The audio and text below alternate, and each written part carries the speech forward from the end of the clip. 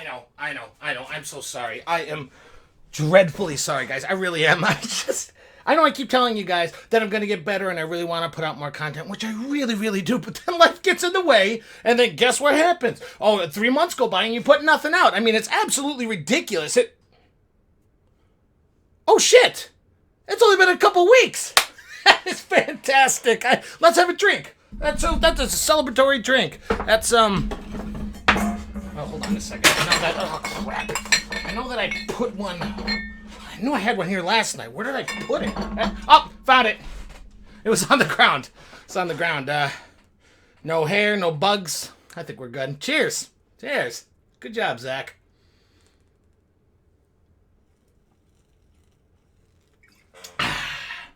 Wonderful, just... less than wonderful. Oh. Anyways... So, guess who put out a video when I was on my unprovoked hiatus before? Nigel Bach. Our boy, Nigel Bach, put out another Bad Ben edition to add to his entire series. So let's just get right into it. Let's review Bad Ben, Benign.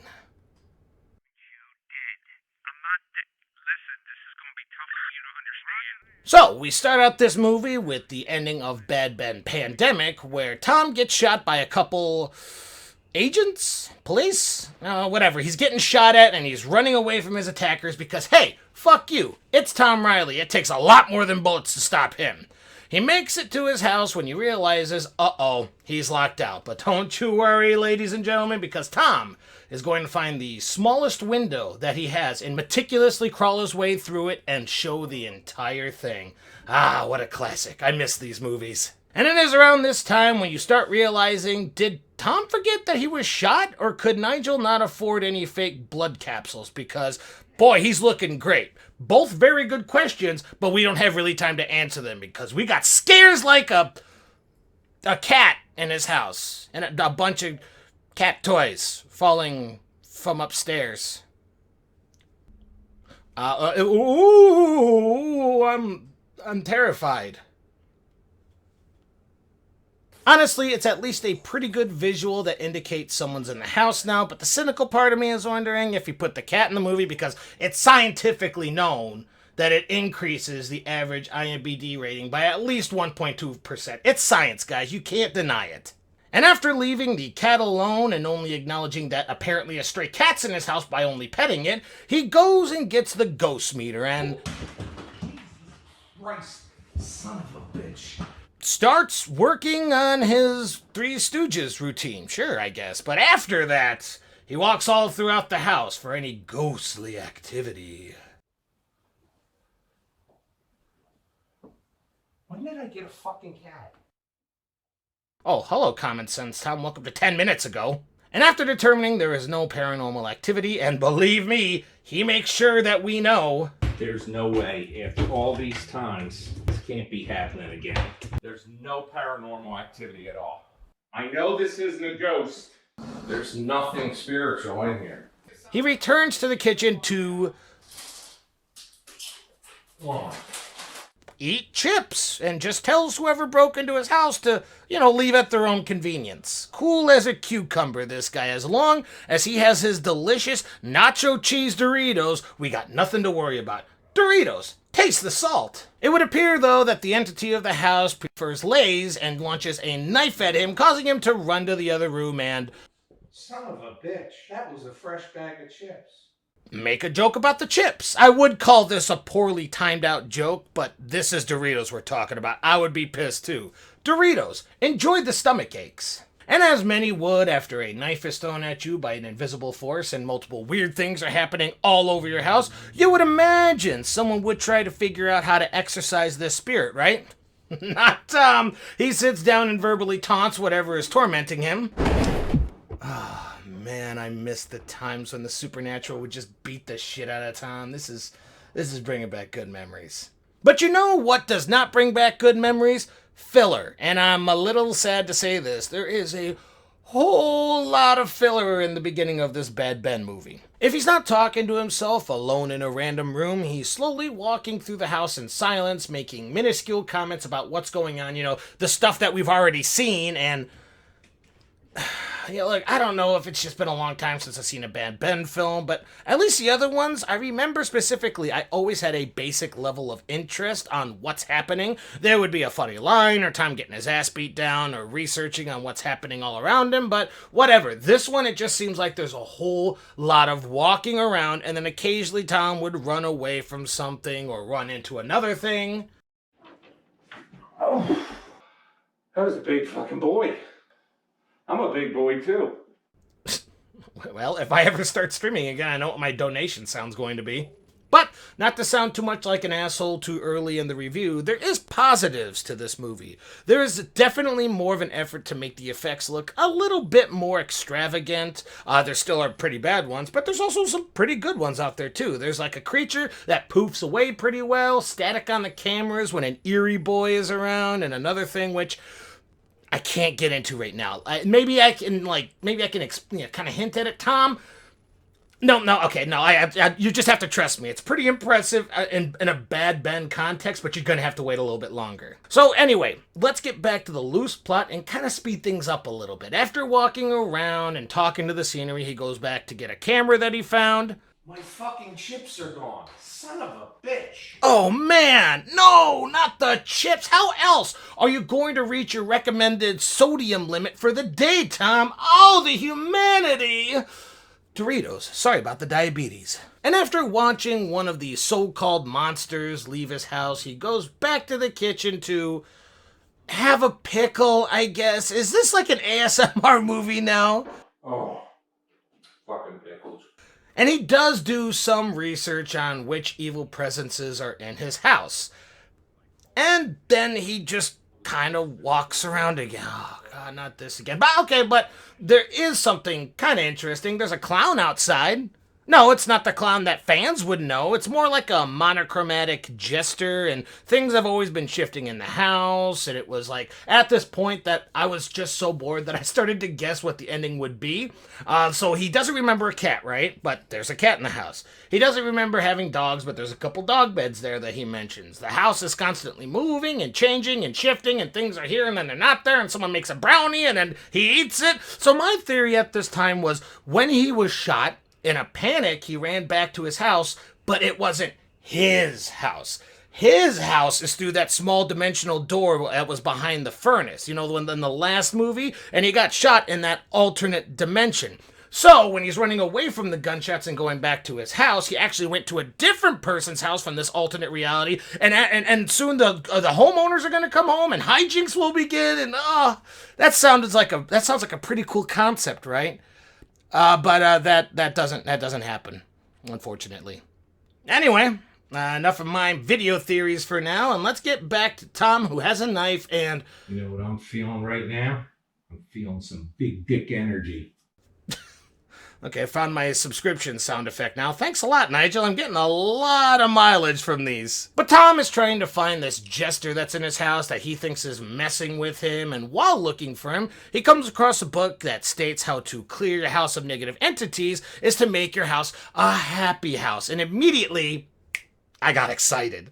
I know we all agree Tom's cynicism and pessimistic ways are the reason why we like him, but how great would it be for him to just go around to all these weird demons in his house and give them massive hugs or write little notes of encouragement to them? You know, maybe paint like a heart on his big bald head and skip around the house. I would literally love that. That would be the best thing that I would ever see in a Bad Ben film. But Tom says... Are you a fucking idiot? And decides to do things his own way, which is walking around and talking about a smell for 20 minutes. What the fuck is that smell? I can smell you. What the fuck is that smell? God. I could sure know fucking demon turds are in there. And take a nap before... Oh! Hello, floating headman. Like, here we go. This is the type of oddity I was expecting in this movie. Like, what does it mean? Who knows? The significance? Probably none, but I'm giving it 2 thumbs up for that awesome chroma key effect. Speaking of thumbs, Tom is given a gift from one of the guests in this house, which is a severed human hand. Yeah, a severed head, a severed hand. I wonder where both of these belong to, and And there we go, ladies and gentlemen. A little over halfway through the movie, and Thing from the Addams Family has joined us. Please, Nigel, keep ramping this shit up. I'm okay with the past hour of filler if we are starting to get into the good, weird, and funny stuff. Let me have it. And you know what? I'm going to give this one a round of applause as well for the work needed to do this. I know it's not the most cutting edge or anything, and I'm sure that you'll notice a few scenes where the hand is terrible looking, but some of the stuff is actually kind of cool. I liked it. It looked fine, and it threw a much needed curveball into this fairly dry and uninteresting movie. But let's just quick fire some of the events that happen until we get to the good stuff. Tom gets on his computer and someone is typing "not your home" on it, which is a pretty good callback to the first movie. He pulls out a Ouija board and tries to talk to the spirits by asking, Ouija board. Are there any ghosts or spirits in the house? Tom, that's not how you do a Ouija board. You don't ask the board if there's spirits around. You use the board to talk to the spirits directly through the... never mind. Let's just keep moving on. Pazuzu is one of the spirits haunting the house because why not? It's used everywhere else. You'll be here in the dark with Pazuzu. I am Pazuzu. Pazuzu, you ungrateful gargoyle! I put you through college, and this is how you repay me? And Tom talks to the severed head for a few minutes and finds out that he is a priest that got ripped apart by the main demon of this house. Whew! So now that we are at the end of the movie where things are finally popping off, the demons are on full attack mode against Tom Riley, and I am down for it. We have Tom getting stabbed in the hand. Hilarious. We have Tom getting his ass beat by a ghost we can't even see, and he tries to pillow fight it to extra death. Classic. We have Tom stepping into the bathroom to find a ghost poop. What the fuck? Oh my god! A little weird, but I'll take it. The last 30 minutes of this movie are exactly what I was looking for, and I would be remiss if I forgot to mention that Tom literally gets chased away from his house in terror, only to get chased right back into his house, both times going through the small window when he could have easily unlocked the door from the inside when he first left. Never change, Tom. Never. And finally, we come to the climax of the movie where Tom walks around the house invoking the name of Jesus Christ to banish all the spirits besides the one, the big one, Pazuzu himself, who just launches Tom across the room. And in this low moment, this absolute pit of despair Tom is in from meeting a foe that he can't just scream his way to victory in, we have an unlikely ally.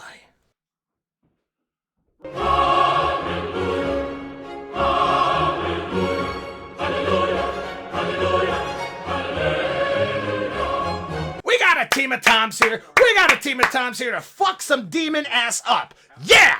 This is what I have been hinting at this entire time. Out of all the theorizing that I was doing in my head for most of this movie, I never, in my wildest dreams, expected an additional Tom Riley in a Bad Ben franchise. 2 of them! Well, 3 technically, but the naked one with the literal 5-foot cock gets kind of banished from the house in the first few minutes. Sorry, ladies. But with the combined might of 2 swearing, pissed-off, middle-aged men from South Jersey, they set out to fight Pazuzu the only way they know how.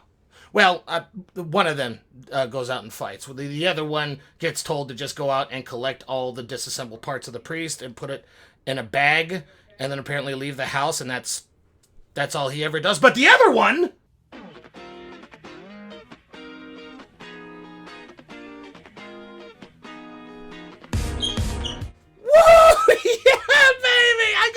I wanted and more. I got Tom busting a fucking move to a honestly pretty good song. I listened to it when I was done watching the movie, and finish it all off after this 2 minutes of skipping, hopping, and absolute boogieing down. He just fucking throws a bushel of roses at the demon, and apparently that vanquishes him once and for all. Oh man, I was a bit skeptical at the beginning, Nigel. I was. I'm not gonna lie. I won't bullshit you. Boredom crept in multiple times throughout the first hour of this movie, but you made up for it. You made up for it in spades. What else do you got for me, huh? What else?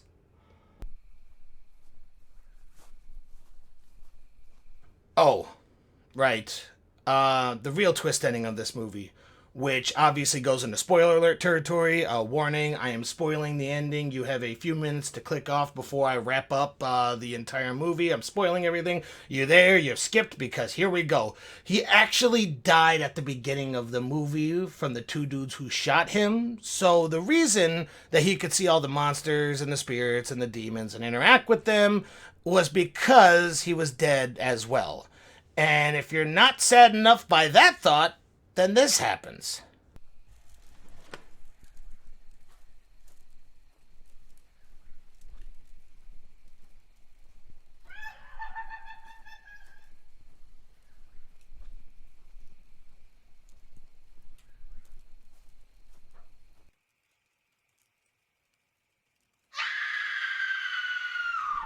He goes to hell?